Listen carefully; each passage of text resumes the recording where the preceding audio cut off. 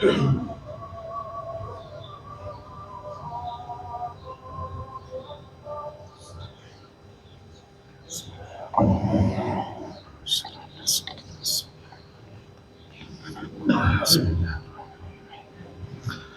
الحمد لله نحمده ونستعينه، من يهده الله فلا مضل له ومن يضلل فلا هادي له، وأشهد أن لا إله إلا الله وحده لا شريك له، وأشهد أن محمدًا عبده ورسوله صلى الله عليه وعلى آله وسلم.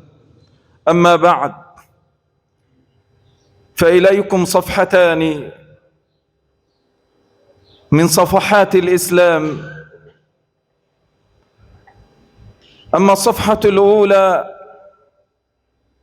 فهي صفحة في المستقبل، وأما الصفحة الثانية فهي صفحة في الماضي. فعلينا أن نجيد القراءة وأن نفهم وأن نعي، سيما نحن أمة أول كلمة نزلت على نبيها صلى الله عليه وعلى آله وسلم اقرأ. فعلينا أن نعي ما نقرأه وأن نفهمه وأن نعمل بمقتضاه. أما الصفحة الأولى فهي صفحة في المستقبل، ولا سبيل إلى قراءتها إلا من قبل كتاب الله رب العالمين عالم الغيب والشهادة، وإما فيما ثبت عن النبي الأمين صلى الله عليه وعلى آله وسلم الذي قال عنه ربه إن هو إلا وحي يوحى صلى الله عليه وعلى آله وسلم.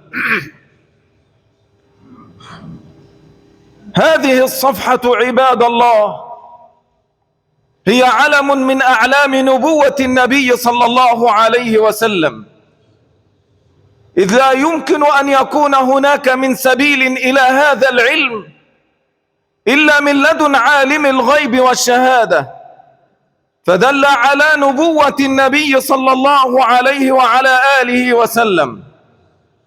ثم عليك أن تفهم بعد مراد النبي صلى الله عليه وعلى آله وسلم. ففي صحيح البخاري رحمة الله تعالى عليه في كتاب الفتن من رواية أبي هريرة رضي الله تعالى عنه عن النبي صلى الله عليه وعلى آله وسلم أنه قال: يوشك أن يحسر الفرات عن كنز من ذهب، فمن حضره فلا يأخذ منه شيئا. يخبر النبي صلى الله عليه وسلم عن أمر لم يقع بعد، وإنما سيقع في مستقبل الأيام والسنين والعصور، ولكن في الوقت الذي يريده الله رب العالمين طبقا لتدبيره وتقديره سبحانه. يوشك أن يحسر الفرات عن كنز من ذهب، فمن حضره فلا يأخذ منه شيئا. الفرات هو النهر المشهور هناك في أرض العراق وغيرها، يحسر أن يتبين ويتجلى للناس كنز من ذهب. يقول النبي صلى الله عليه وسلم: فمن حضره لا يأخذ منه شيئا. وعلينا أن نسمع وأن نطيع لرسول الله صلى الله عليه وسلم، ولا تسأل لما، لأنه صلى الله عليه وسلم ما دلك إلا على الخير، وما نهاك إلا عن شر. فذلكم عقيدة أن النبي صلى الله عليه وسلم إن أمرنا أو حضنا أو أرشدنا على شيء فهو الخير، وإن نهانا عن شيء بدون علم أو بدون بيان هو شر. إلا أن النبي صلى الله عليه وسلم في رواية أخرى عند مسلم من رواية أبي هريرة رضي الله تعالى عنه لتثبت الأقدام على قدم الإسلام والإيمان بالله رب العالمين، فيقول النبي صلى الله عليه وسلم: لا تقوم الساعة حتى يحسر الفرات عن جبل من ذهب، جبل وليس كنزا، عن جبل من ذهب يقتتل الناس عليه. علمت لما نهاك النبي صلى الله عليه وسلم؟ يقتتل الناس عليه، فيقتل من كل 199، ويقول كل واحد منهم: لعلي أكون أنا الذي أنجو. رغم أنه يقتل من كل 199، كل 100 كل واحد منهم يقول: لعلي أكون أنا الذي أنجو، فلا ينجو من كل 100 إلا 99، فلا ينجو، يقتل من كل 199 فلا ينجو إلا واحد، فيقول كل واحد منهم: لعلي أكون أنا الذي أنجو، فيقتتل مع من يقتتلون. هذا شأن المال وما يفعل بالإنسان. وتحبون المال حبا جما زينه الله رب العالمين في قلوبنا ابتلاء وامتحانا واختبارا. قال الله تعالى: زين للناس حب الشهوات من النساء والبنين والقناطير المقنطرة من الذهب والفضة والخيل المسومة والأنعام والحرث، ذلك متاع الحياة الدنيا. ثم يخبر النبي صلى الله عليه وسلم عن هذا المال الذي تقتتلون عليه، فيقول صلى الله عليه وسلم: لا تقوم الساعة حتى يكثر فيكم المال فيفيض، حتى يهم رب المال من يقبله منه صدقة، ويدعى إليه الرجل أي ليأخذ من المال، يقول له: لا أرب لي فيه، أي لا حاجة لي إلى مالك. فيحزن صاحب المال أنه لا يجد أحدا يأخذ منه الزكاة ولا يأخذ منه الصدقة. لا تقوم الساعة حتى يكثر فيكم المال فيفيض، حتى يهم أن يحزن، يذيب من الحزن رب المال أنه لا يجد من يقبله منه صدقة، ويدعى إليه الرجل: تعال إلى هذا الرجل يعطي صدقات، يعطي الزكوات، فيقول: لا أرب لي فيه. كثر المال وفاض ممن بيده الأمر سبحانه وتعالى. حديث آخر عند مسلم وهو أيضا من رواية أبي هريرة رضي الله تعالى عنه، يقول النبي صلى الله عليه وسلم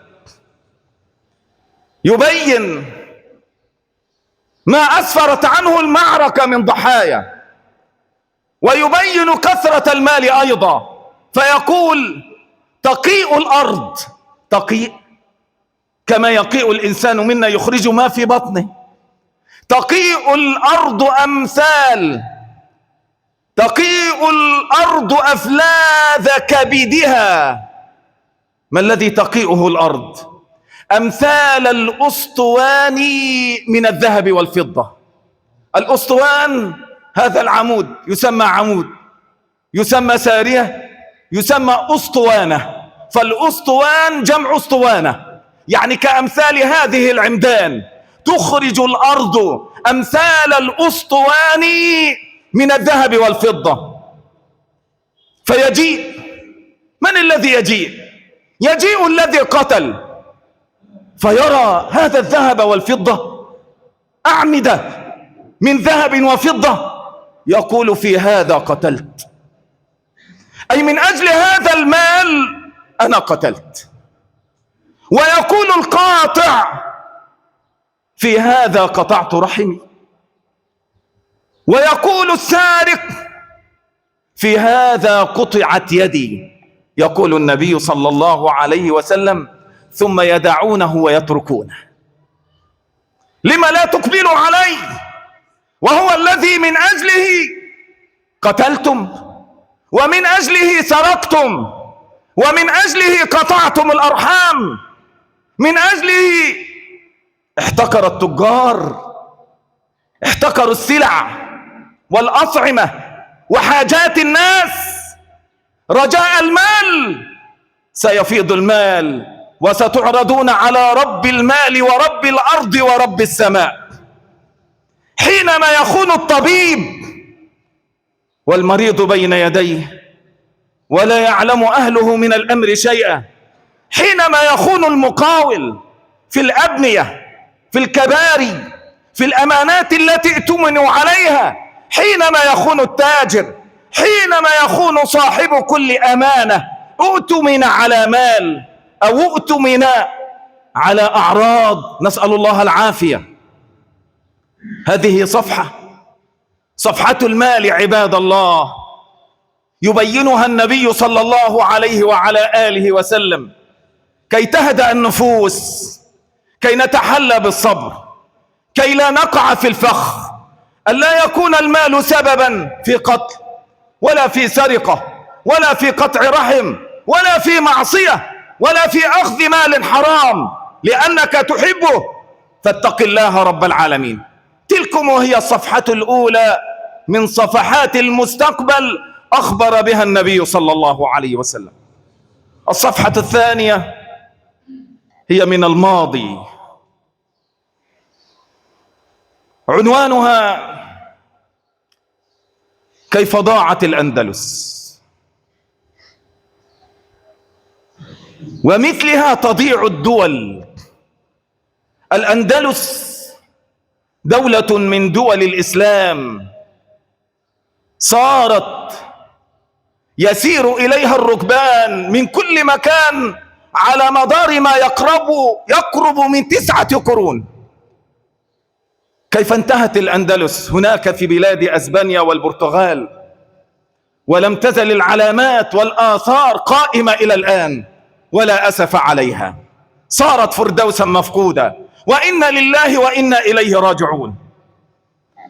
بدأ الحديث بإعداد العدة من جيش الأعداء من الفرنجة، يريدون أن يأخذوا هذه الدولة من المسلمين، فبعثوا ابتداء أحد الجواسيس ليرى حال الناس وحال المسلمين، هل هم على وضع به نستطيع أن نهزم جيشهم وأن نتمكن من هذه الأرض أم لا؟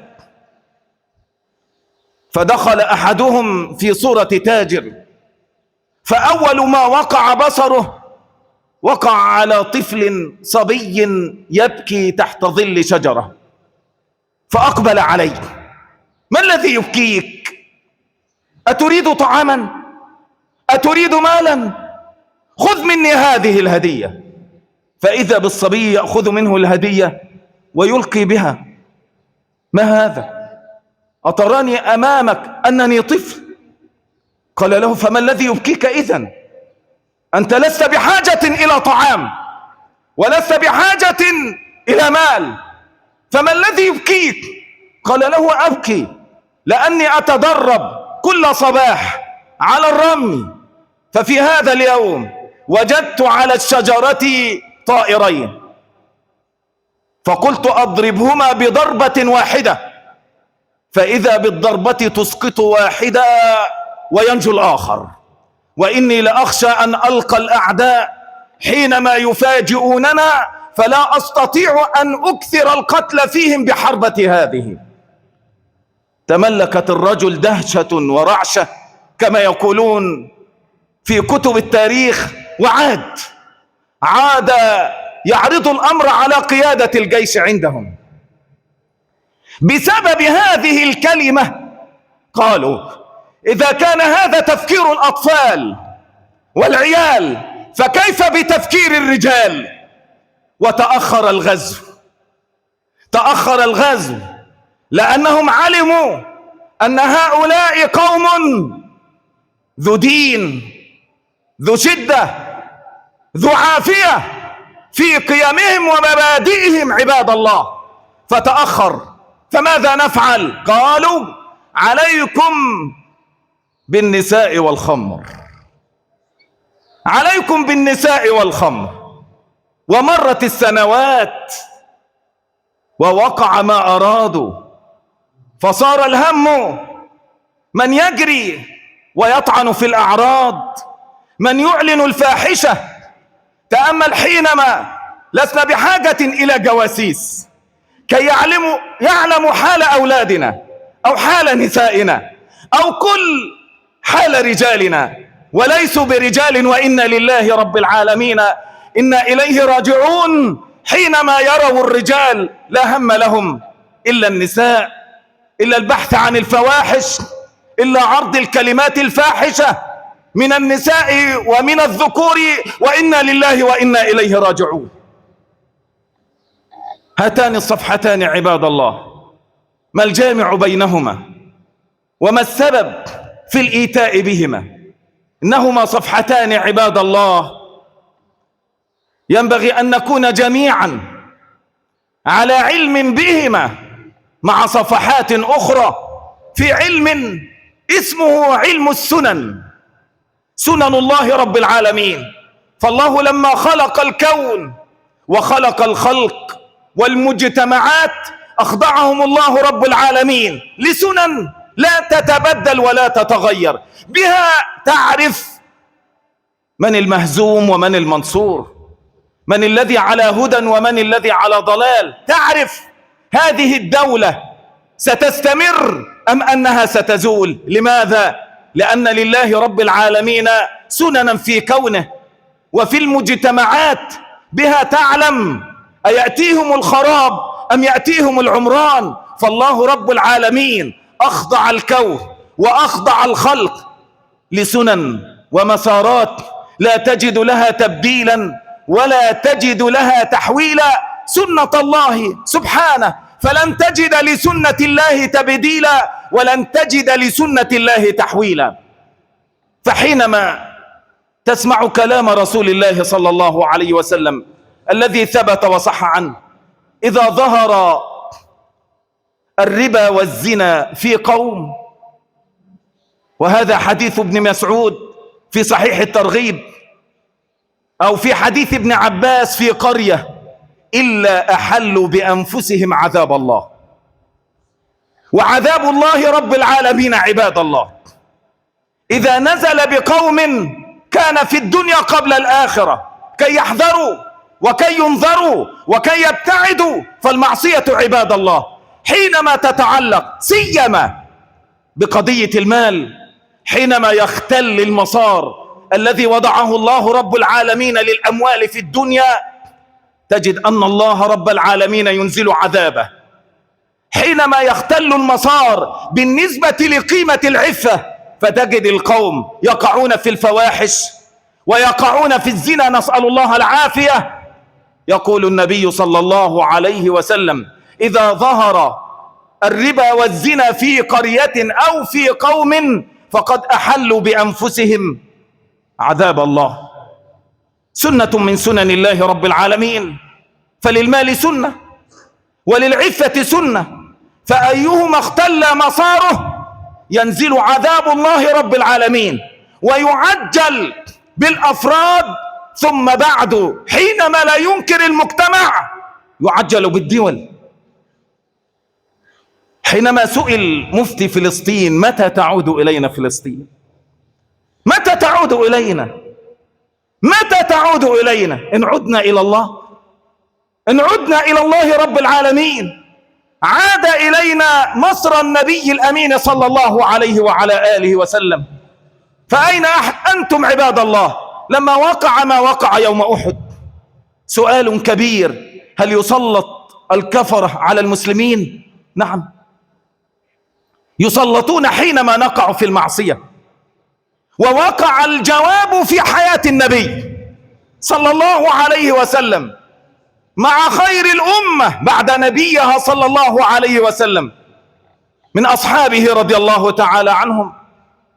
تأمل ما السبب الذي من أجله وقع ما وقع في أحد.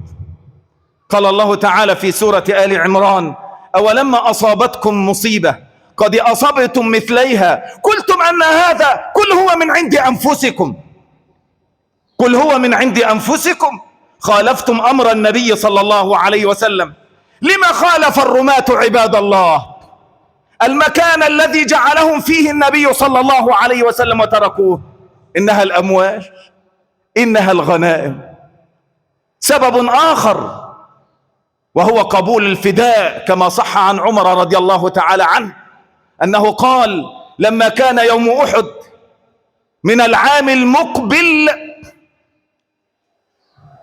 عاقب الله رب العالمين المسلمين بما فعلوه يوم بدر. وما الذي فعلوه يوم بدر؟ قبلوا الفداء قبل أن يشرع من الله رب العالمين. ما كان في سورة الأنفال: ما كان لنبي أن يكون له أسرى حتى يثخن في الأرض تريدون عرض الدنيا والله يريد الآخرة. هذا هو السبب الثاني الذي من أجله قضية الفداء. إذن هو المال أيضا. فحينما نعصي الله رب العالمين نسلط علينا الأعداء، يتمكن منا الأعداء. حينما تختل عفتنا وقيمنا ومبادئنا نحن نمكن الأعداء، بمعنى أن المخابرات في الدول الأجنبية ليسوا بحاجة إلى أن يبعثوا بجواسيس هنا أو هناك في أرض المسلمين، لأنهم يعرضون لهم على شبكة المعلومات، يرون حال الرجال الذين ليسوا برجال، ويرون حال النساء وإنا لله وإنا إليه راجعون، ويرون حال البنات وحال الأطفال وإنا لله وإنا إليه راجعون. سنن عباد الله إن لم نتق الله رب العالمين ونعد، لأن هذا العلم عباد الله ضمنه الله رب العالمين في كتابه المعظم. فتجد أن لهذا العلم أصولا أربعة. الأصل الأول القرآن الكريم، الثاني سنة النبي الأمين صلى الله عليه وسلم، الثالث استنطاق التاريخ. وأصدق تاريخ جاء هو ما جاء في القرآن العظيم في قصص الأنبياء وفي قصص الرسل وفعل الله رب العالمين مع أقوامهم. قال الله تعالى: قد خلت من قبلكم سنن فسيروا في الأرض فانظروا كيف كان عاقبة المكذبين، كيف أن الله رب العالمين أذلهم بعد عز، أفقرهم بعد غنى، شردهم بعد جمع. لقد كان لسبأ في مسكنهم آية جنتان عن يمين وشمال كلوا من رزق ربكم واشكروا له بلدة طيبة ورب غفور. فأعرضوا فأرسلنا عليهم سيل العرم وبدلناهم بجنتيهم جنتين ذواتي أكل خمط وأثل وشيء من سدر قليل ذلك جزيناهم بما كفروا وهل نجازي إلا الكفور. أما وجدت في يوما في قريتك بيتا ذهب أهله وماتوا ولا عقب لهم ولا ذرية؟ الله رب العالمين ميزان العدل قائم، لا يحابي أحد. إن أكرمكم عند الله أتقاكم. اتقوا الله عباد الله. فالله رب العالمين لم يحابي نبيه صلى الله عليه وسلم في غزوة أحد، ولم يحابي الصحابة، لأنها سنة من سنن الله رب العالمين واقعة. ولو كان فيهم رسول الله صلى الله عليه وسلم، ولو كانوا هم الأصحاب. لتعلموا عباد الله أننا على دين عظيم، علينا أن نعي السنن التي جعلها الله رب العالمين في كتابه المعظم. فعليكم عباد الله أن نعي هذه القضية. فكما أنه كما يقولون لا يمكن للحوت أن يحيا في البحر بلا ماء، فكذلكم لن يحيا المسلمون ولن يكون لهم أثرا في هذا العالم إلا أن يعوا هذا العلم الذي يدفعهم دفعا إلى التمسك بدين الله رب العالمين والثبات على هدي النبي صلى الله عليه وعلى آله وسلم. ضرب الأمثال في القرآن هي سنن. حينما تقرأ قول الله تعالى في سورة النحل: وضرب الله مثلا رجلين أحدهما أبكم لا يقدر على شيء وهو كل على مولاه أينما يوجهه لا يأتي بخير هل يستوي هو ومن يأمر بالعدل وهو على صراط مستقيم؟ قال الإمام ابن القيم رحمه الله تعالى: هذا المثل ضربه الله رب العالمين لنفسه والذين يعبدون من دونه. فالأصنام الذي تعبد من دون الله أبكم لا يتكلم، أبكم لا يسمع، عاجز، كل على مولاه أينما توجهه لا يأتي بخير هل يستوي هو ومن يأمر بالعدل؟ من الذي يأمر بالعدل؟ إنه الله تعالى، سبحانه يتكلم، سبحانه متكلم، سبحانه يأمر بالعدل وهو على صراط مستقيم. فهذا مثل يبين سنة من سنن الله رب العالمين. فالعجزة هم الذين يتبعون العجزة، أما الأقوياء هم الذين يؤمنون بالله القوي، بالله القادر، بالله العظيم، بالله العزيز، بالله الذي يقول للشيء كن فيكون. فأين المؤمنون بالله عباد الله؟ فعلينا أن نفيق وأن نرجع إلى ربنا وأن نتفهم السنن. ومن بين أعظم السنن عباد الله والتي تأتي بعد سنة التوحيد وقيمة التوحيد العدل. هذا البيت الذي بنيته لن يبقى لك ولأولادك من بعدك إلا أن تكون من أهل العدل، وإلا فستصير السنة فاعلة فيك وفيهم في ذريتك حتى يقطعك الله أو يقطعهم إذا ما كنت ظالما. فتأمل في أقوال علمائنا: إن الله لا يقيم الدولة العادلة ولو كانت كافرة، ويزيل الدولة الظالمة وإن كانت مسلمة، والإسلام يأبى الظلم. فعليكم أن تكونوا من أهل العدل، من أهل العدل عباد الله. وأعدل العدل أن توحدوا الله. وإذ قال لقمان لابنه وهو يعظه: يا بني لا تشرك بالله إن الشرك لظلم عظيم. فأظلم الظلم أن تشرك بالله وهو خلقك وحده ودبر أمرك وحده ورزقك وحده وأمورك كلها من عنده وحده، أإله مع الله؟ أقول قولي هذا أستغفر الله لي ولكم.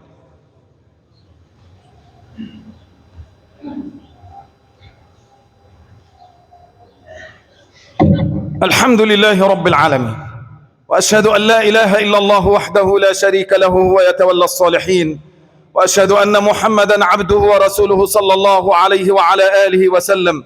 أما بعد عباد الله، فذلكم علم ينبغي أن يتعلمه المسلمون أجمعون، لابد أن يتعلموه، سواء كانوا من العوام أو من العلماء، من الخاصة أم من العامة. فهذه السنة عباد الله سنن الله تجري على الأفراد وعلى المجتمعات وفي هذا الكون العظيم. فاتقوا الله يا عباد الله، عليكم بالعدل. الله تعالى يقول: ولا يجرمنكم شنآن قوم على أن لا تعدلوا اعدلوا. أنت تكره فلانا ولكن هذا لا يمنعه أن تعطيه حقه. اعدلوا هو أقرب للتقوى. ولا يجرمنكم شنآن قوم أي بغض قوم على ألا تعدلوا اعدلوا هو أقرب للتقوى. اقترب العدل من التقوى. فالعدل عباد الله يأتي بعد التوحيد ويلتصق به، إذ أن أعدل العدل أن توحد الله، وأظلم الظلم أن تشرك بالله رب العالمين. حينما تقرأ قول الله تعالى في سورة الأعراف في العهد الذي أخذه الله رب العالمين على الخلائق كلها. قال الله تعالى: وإذ أخذ ربك من بني آدم من ظهورهم ذريتهم وأشهدهم على أنفسهم ألست بربكم الذي خلقكم الذي رزقكم الذي يدبر أمركم قالوا بلى شهدنا أن تقولوا يوم القيامة إنا كنا عن هذا غافلين أو تقولوا إنما أشرك آباؤنا من قبل وكنا ذرية من بعدهم أفتهلكنا بما فعل المبطلون.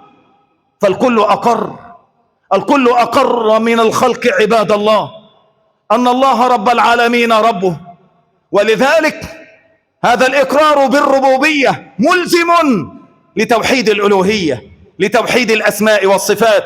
فمن خلق وحده يعبد وحده سبحانه وتعالى، ومن دبر الأمر وحده يعبد وحده. فالذي يستحق أن يذكر فلا ينسى، وأن يشكر فلا يكفر، وأن يطاع فلا يعصى إنه الله عباد الله. فتلكم سنن عباد الله، سنة الطاعة والمعصية. فإن أطعت نجاك الله رب العالمين، وإن عصيت أذلك الله رب العالمين. هذا الأمر ينطبق على الدول وينطبق على الأفراد.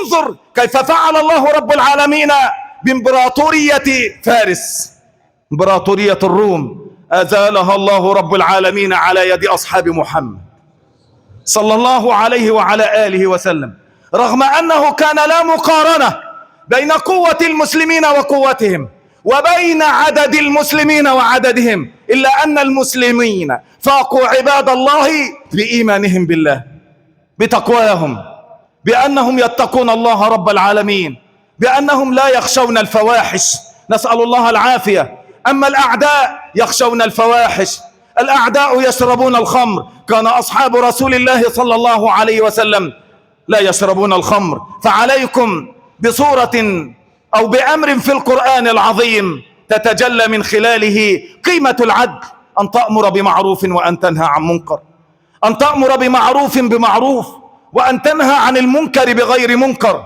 عليك بأولادك، عليك بخاصتك، عليك بمن حولك، عليك أن تأمر بمعروف وأن تنهى عن المنكر، لأن أعظم أمر بالمعروف وأعظم معروف هو توحيد الله، وأعظم منكر هو الشرك بالله.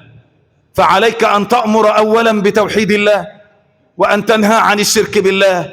وإذ قال لقمان لابنه وهو يعظه: يا بني لا تشرك بالله إن الشرك لظلم عظيم. فعليك أن تعرف ابنك وأن تعرف حفيدك وأن تعرف من هم تحت يدك من هو الله رب العالمين وما الذي يستحقه سبحانه من عبودية عباد الله. المسلك واضح والطريق واضح عباد الله. قال الله تعالى في سورة الأعراف: ولو أن أهل القرى آمنوا واتقوا لفتحنا عليهم بركات من السماء والأرض ولكن كذبوا. إذن أنت بين أمرين، بين الإيمان والتقوى وبين التكذيب. فإن آمنت بربك واتقيته فتح الله رب العالمين عليك من بركات السماء وبركات الأرض. فوالله لا نشتكي من قلة المال ولا نشتكي من ضعف الاقتصاد، بل إن الله رب العالمين ليزيدنا قوة. ووالله لسنا بحاجة أن نمد أيدينا لصندوق نقد دولي سواء كان غربيا أو شرقيا، بل إن الله رب العالمين يعزنا بما في أرضنا من بركات وينزل علينا من السماء من البركات. سبحانه وتعالى قادر على كل شيء، يقول للشيء كن فيكون. فأين نحن عباد الله؟ أصحاب السبت لما عصوا الله رب العالمين واصطادوا الحيتان في غير اليوم الذي أحله الله رب العالمين وجاء الحكم، ماذا قال الله تعالى؟ فلما نسوا ما ذكروا به أنجينا الذين ينهون عن السوء وأخذنا الذين ظلموا بعذاب بئيس بما كانوا يفسقون. فلما عتوا عما نهوا عنه قيل لهم كونوا قردة خاسئين. صيرهم الله رب العالمين قردة عقوبة من الله رب العالمين لأنهم عصوا الله رب العالمين. وإذ تأذن ربك بسبب الذنب ليبعثن عليهم إلى يوم القيامة من يسومهم سوء العذاب.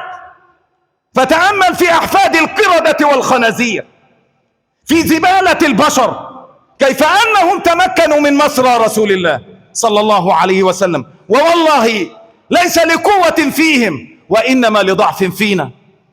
فلو عدنا إلى مصدر قوتنا، إلى التمسك بعقيدة صحيحة ومنهج سليم تركنا عليه النبي الأمين صلى الله عليه وسلم، حينما نتعفف، حينما نعلم المحرمات العظام التي حرمها الله رب العالمين في الشرائع كلها الخمس التي وردت في سورة الأعراف: قل إنما حرم ربي الفواحش ما ظهر منها وما بطن والإثم والبغي بغير الحق وأن تشركوا بالله ما لم ينزل به سلطانا وأن تقولوا على الله ما لا تعلمون.